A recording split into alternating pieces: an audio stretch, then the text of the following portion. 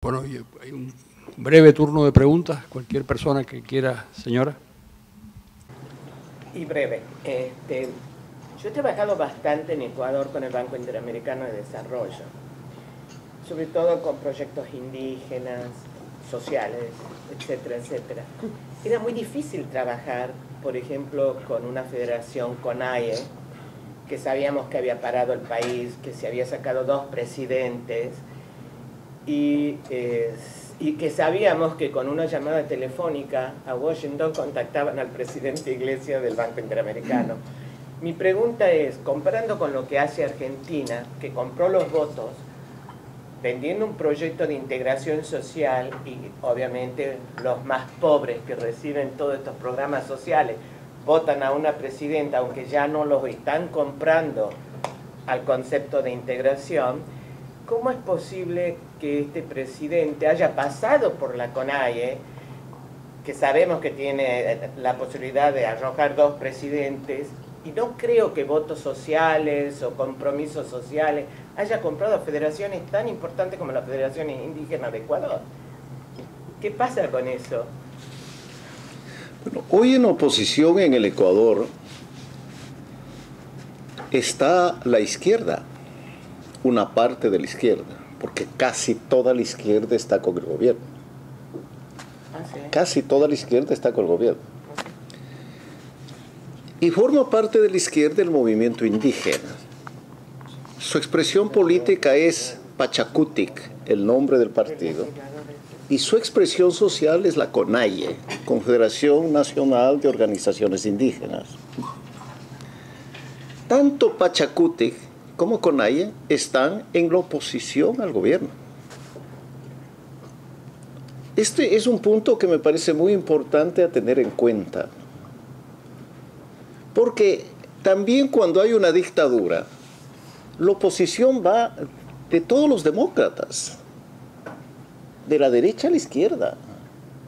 Eso pasó con el fascismo en Europa. Eso pasó con Pinochet. Pero tocando el punto ¿qué es lo que ha hecho el presidente de la República con el movimiento indígena? ¿Qué es la esencia de la mayor problemática social del Ecuador? Allí están los seres humanos, los ecuatorianos, más explotados y más pobres a través de toda la historia de mi país. Bueno, ellos están en oposición. ¿Y qué es lo que ha hecho el gobierno? 1, dividirlos. 2, cooptarlos. 3, enjuiciarlos por terroristas. Porque el presidente del Ecuador se ha negado a calificar como terroristas a la FARC. Pero en cambio, a mis compatriotas los acusa de terroristas, los enjuicia y los condena. ¿Y qué actos de terrorismo han cometido los indígenas? Les voy a relatar. Cerrar carreteras como acto de protesta. Enfrentarse con la policía como acto de protesta. Acusar al presidente como acto de protesta. Enjuiciados por terroristas. Entonces, el presidente de la República, presidente de izquierda, ha destruido el movimiento indígena. El movimiento indígena hoy es una organización tan débil que no está en condiciones de organizar ningún acto de protesta. Aquí también miren la lógica de las dictaduras, ¿no? Las dictaduras desmovilizan socialmente a los pueblos, ¿no? ¿Correcto? Eso hacen las dictaduras de derecha. Bueno, esta dictadura de izquierda hace exactamente lo mismo. Pero no solo ha desmovilizado al movimiento indígena, también ha desmovilizado a otras organizaciones sociales. Toco una, Unión Nacional de Educadores, que ha sido en el Ecuador, como en otros países del continente, muy activa. Una dirigente de la Unión Nacional de Educadores ha sido condenada a 10 años de prisión por terrorismo. ¿Qué es lo que ella hizo? Pidió a sus alumnos que salieran a las calles a protestar contra el gobierno. merecía una sanción. Eso no puede hacer una profesora. Pero de allí a que le condenen 10 años por terrorismo. Bueno, esta mujer es de la izquierda. Pertenece a un partido que se llama Partido Movimiento Popular Democrático. Y su nombre propio es Partido Marxista-Leninista. Está condenado por terrorista. Entonces, desmoviliza a la CONAIE, desmoviliza el movimiento de educadores, desmoviliza el movimiento sindical. Entonces, miren, esto significa un concepto que va mucho más allá del ocasional abuso del poder. Es la conformación de un sistema político para perpetuarse en el gobierno mediante instrumentos propios de un régimen dictatorial. Muchas gracias. Presidente, muy claro lo que es puesto, es una epidemia que amenaza con extenderse a otras naciones. Pero tengo una inquietud. Ellos Sería controlan todo. interesante, por favor, que se identificara para que quede el recuerdo. Ricardo Trevín, soy colombiano. ¿Qué se hace cuando un gobierno controla lo que más votos mueve, que es el poder, los empleos? Cuando se amenaza al empleado, que si no va con el gobierno, lo botan de su trabajo. Cuando tiene el control de las cortes y cuando tiene la represión, como lo que ustedes mencionan. La pregunta mía es, ¿cómo salimos de ahí? Porque es que acabamos de ver lo de Venezuela, en que se han hecho unas elecciones que todo el mundo ha cuestionado, y ahora Maduro está hablando de que, dicen, ¿no?, de que tal vez ya no va a haber elecciones municipales. ¿Dónde está la solución?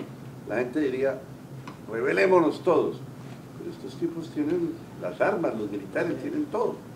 Entonces, ¿dónde estaría, según su concepto, la solución? Bueno, esa es una de las preguntas más difíciles de contestar, le confieso con mucha franqueza, ¿no? Porque recién, perdóneme que hable en primera persona, ¿no?, pero recién a partir de la aparición de este libro, comienza a calificarse a estos gobiernos como gobiernos dictatoriales. Hasta entonces, ese adjetivo no recibían estos regímenes políticos. Para todos en el continente eran gobiernos democráticos y son gobiernos democráticos. Pocos en América Latina han llegado a la conclusión a la que llega este libro. Entonces, primer problema. Si son gobiernos democráticos, bueno, tienen que ser respetados. Entonces, yo pienso que la primera tarea, el primer objetivo es calificar a estos regímenes políticos como lo que son. Son dictaduras. No son gobiernos democráticos, no son gobiernos constitucionales, no son gobiernos legítimos. Primer punto. Bien, una vez que al menos este tema entre en la discusión del continente, que hasta este momento no ha ingresado, habremos dado un primer paso importante. Porque una vez que hayamos dado ese paso, es posible que ya no solo sean los Estados Unidos los que toquen el tema, o las instituciones de este país las que se preocupen por el problema, sino que sea la Organización de Estados Americanos, que tiene la obligación de hacer cumplir la Carta Democrática Interamericana, la que haga pues un examen de estos regímenes. Y ojalá algún país del continente, ¿no? A propósito, ¿no? ¿Cómo puede ser posible que un país como Chile, dirigido por políticos que tanto le deben a Venezuela, su presidente no reciba al jefe de la oposición de Venezuela? Cosa de elemental cortesía, que sucede en toda democracia del mundo. Pero volviendo al tema, si comienza a debatirse esto en el continente, habremos dado un segundo gran paso. Y uno tercero, porque creo que tenemos que movernos en los límites y en los ámbitos de la democracia, ¿no? Pues un tercer paso es, bien, una campaña regional y mundial para llamar la atención sobre el carácter de estos regímenes. Esto en el ámbito internacional. En el nacional, que es el que cuenta, ¿no? Estos no van a cambiar por lo que se haga internacionalmente, sino por lo que hagamos al interior de cada país. Hay que seguir el ejemplo de los políticos venezolanos, de la unidad, de los candidatos únicos. Pienso que son derrotables. En el caso ecuatoriano, el presidente Correa, la última consulta popular ganó con el 51% de los votos. Algunas de las preguntas con décimas. Acaba de ser reelegido con el 54% de los votos. Entonces, no es tampoco que son gobiernos con una votación del 60, 70, 80%. La otra cosa que podemos hacer, que no es materia de este libro, es debatir la política económica y la política social de estos gobiernos. Y ahí toco algo que usted dijo y que se me escapó. No es cierto que están haciendo una revolución social. No es cierto. Miremos el caso ecuatoriano, que es un caso relativamente exitoso en el campo económico y social. El país está mejor administrado que Venezuela, no cabe duda. Está mal administrado, pero no tan mal como Venezuela o como Bolivia.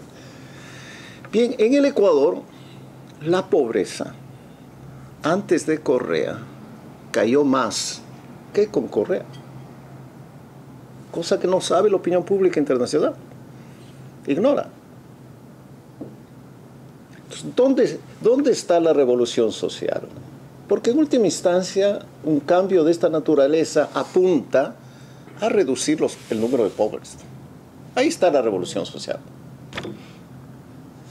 Bien, antes de Correa, entre 2001 y 2006, la pobreza en el Ecuador cayó aproximadamente 3 puntos cada año. En los 6 años de Correa, 2007, 2012, la pobreza siguió cayendo. Cayó aproximadamente a 2 puntos cada año. Un ritmo inferior. Entonces, ¿podría decirse que los gobiernos antes de Correa fueron más revolucionarios que el gobierno de Correa? Podría decirse. No tenían una retórica socialista, no tenían una retórica igualitaria, pero el resultado fue ese. Y ese resultado, que les sorprende probablemente a algunos de ustedes, se produjo cuando el precio del petróleo había subido, que comenzó a subir desde el comienzo del siglo, pero que no había llegado a los $100. No había llegado. Y Correa, durante todo su gobierno, ha tenido el petróleo por sobre los $80. Entonces, ese es otro mito que tenemos que desbaratar. Y creo que el caso de Venezuela es dramático, ¿no? El régimen económico y social de Venezuela lleva a multiplicar inevitablemente el número de pobres, inevitablemente, y a volverles a tasas anteriores a la revolución chavista. Y finalmente tenemos que ganarles las elecciones.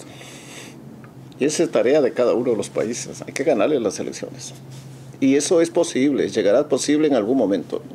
Y cuando hagan el fraude, pues ahí sí, es un gobierno absolutamente legítimo que ya no tiene ningún derecho para ejercer el poder.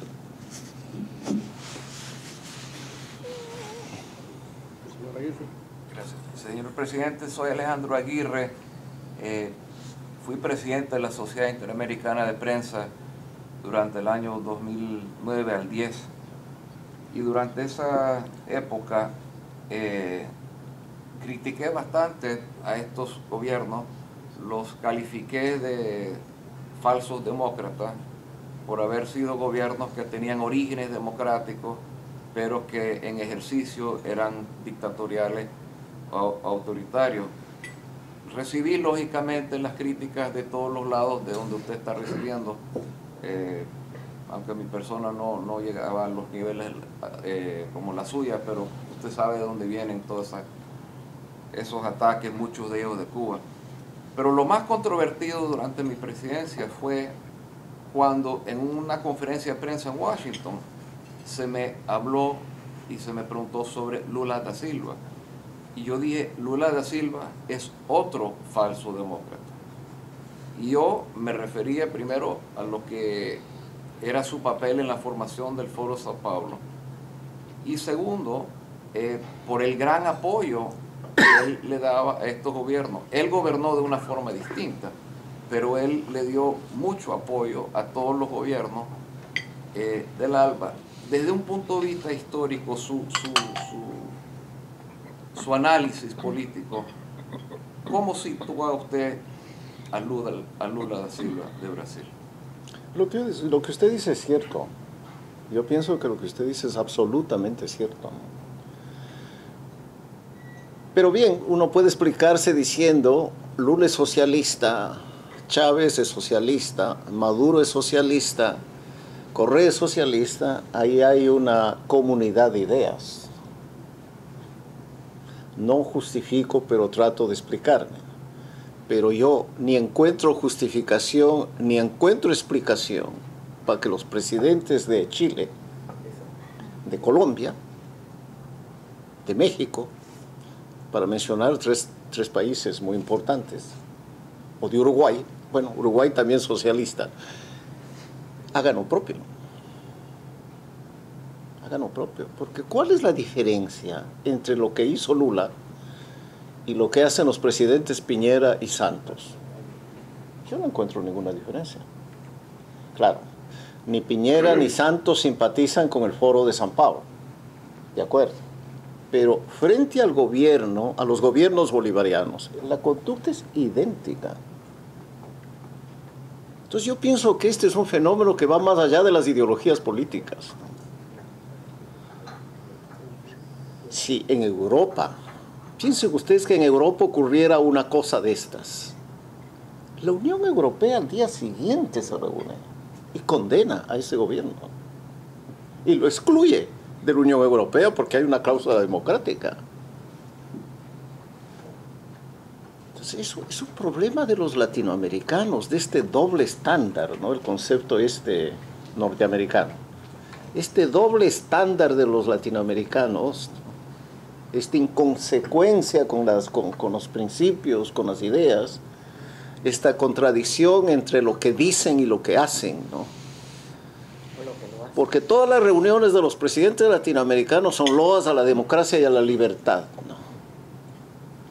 Y cierran los ojos frente al vecino que está ahí sentado al lado, que atenta todos los días contra la democracia y la libertad.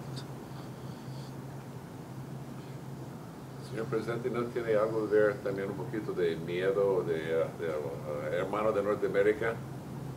Por favor, puede identificarse. Mi nombre es Arthur Mike, soy casado con esta. Perdón, no lo escuché. ¿No tiene algo que ver también que todos esos tienen un enemigo común, que es la importancia del poder norteamericana, que es a veces muy destructivo? El poder. Poder norteamericano. Le apuntan que no voy a criticar, está tratando de sobrevivir o de ir adelante. Si hace un poquito malo, mira, no, van a venir, qué sé yo, la compañía de bananera de Norteamérica y va a tomar todo si no ayuda a ellos. Claro, las opiniones de los Estados Unidos pienso que son importantes. Yo las he mencionado sobre todo por el contraste frente a los gobiernos latinoamericanos y a la OEA, ¿no? Pero los Estados Unidos tienen una limitación. Pienso que la opinión de cualquier país latinoamericano, aunque represente muy poco, quizá tendría más eco que la opinión de los Estados Unidos, por lo que usted acaba de decir. Porque dicen, bueno, los Estados Unidos atacan este gobierno porque este gobierno no está al servicio del imperio, porque este gobierno ha puesto en orden a las transnacionales, ¿no? Etcétera, etcétera, etcétera.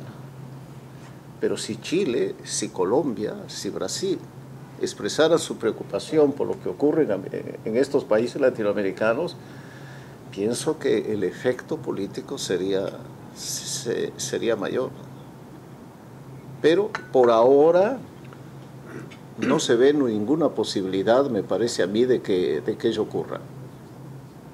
Ninguno. Yo conocí, señor, varios diplomáticos, porque viví tantos años en Washington, y los de Itamaraty, los brasileños, los argentinos, básicamente si Estados Unidos estaba pro algo, estaba contra. Automáticamente si Estados Unidos está pro, hay que ser contra por mínimo para exigir algún poder. Por eso estoy diciendo eso, que hay otros factores. Sí, América Latina no ha alcanzado la madurez de Europa, ¿no?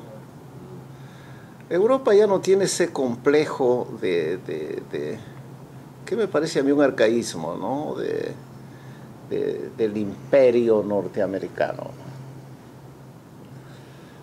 América Latina hasta en la derecha, ¿no?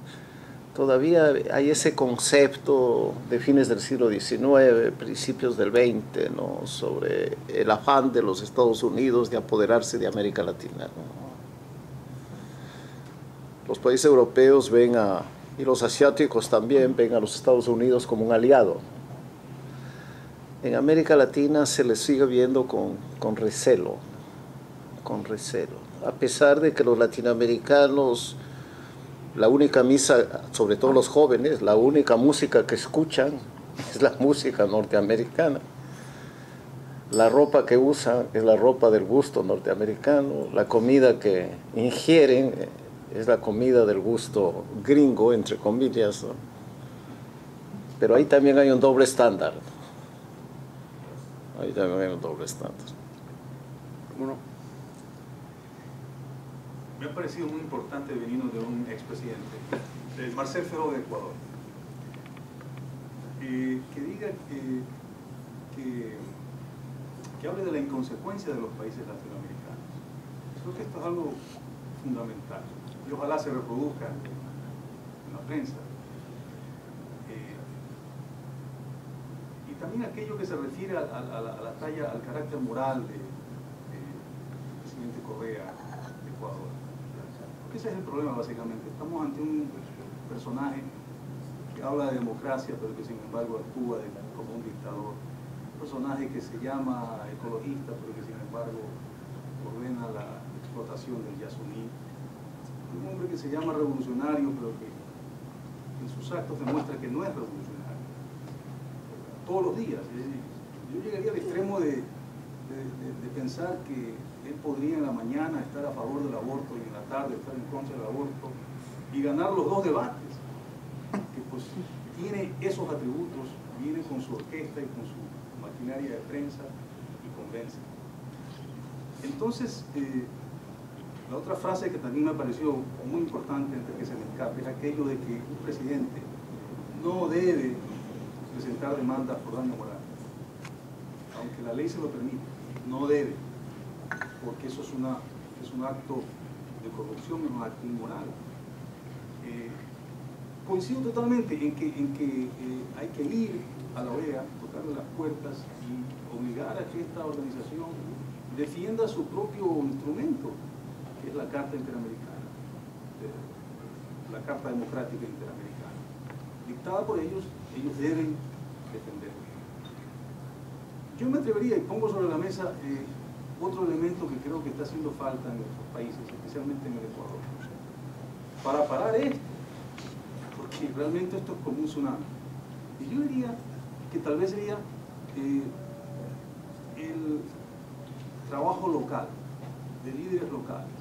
Por ejemplo, tenemos un ejemplo que es clarísimo en el Ecuador y que es en una ciudad grande, en Guayaquil, el alcalde Nebot. Alguien que, entre paréntesis, lo digo por transparencia, nunca ha sido santo de mi devoción. Pero sin embargo no puedo dejar de reconocer la obra que ha hecho. Y es alguien que ha puesto un muro a Correa durante estos 7 años y seguramente hasta que Correa termine, aunque ya lo dudo porque ya ayer dijo que va a la reelección indefinida. En todo caso, me parece que el trabajo de los líderes locales, alcaldes, prefectos, puede ser que tejan una red a través de su trabajo y de sus obras, un poco desbaraten el tejido que Correa ha estado haciendo por otro lado, para así lograr triunfos locales, pequeños triunfos en ciudades grandes, medianas y pequeñas, que en algún momento pues nos lleven a que se pueda lograr, lo que usted decía, pues ya derrotarlo en las urnas a nivel nacional. Yo creo que hay que empezar por las ciudades medianas y pequeñas. Nos aproximamos a elecciones municipales. Parecería que, a ver, un antecedente. La votación de Correa comenzó siendo una votación serrana. Para quienes no conocen el concepto, probablemente la mayor parte, una votación andina de la gente de los Andes, que es un electorado que se mueve entre el centro y el centro izquierdo.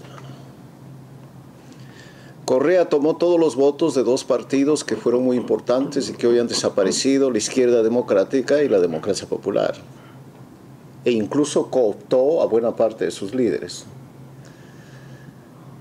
Comenzó siendo entonces una votación, para ponerle un nombre, progresista. Poco a poco, el electorado serrano ha ido abandonando a Correa. En la consulta popular, Correa perdió en varias provincias de la sierra y se ha desplazado a la costa, al trópico,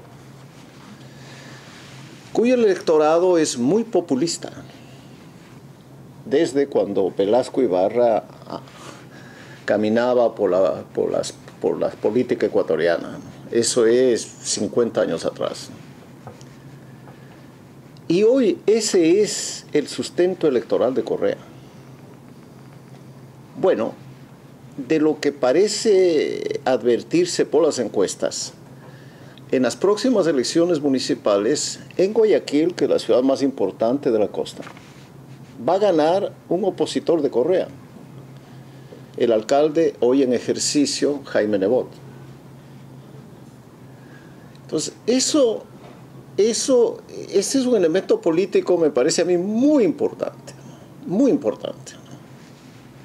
porque el electorado populista es voluble por su esencia, es un electorado veleta. Y aquí tienen ustedes un ejemplo. De manera que si de pronto aparecen problemas económicos, sociales en el horizonte, el Ecuador lleva 15 años, casi 3 lustros de prosperidad.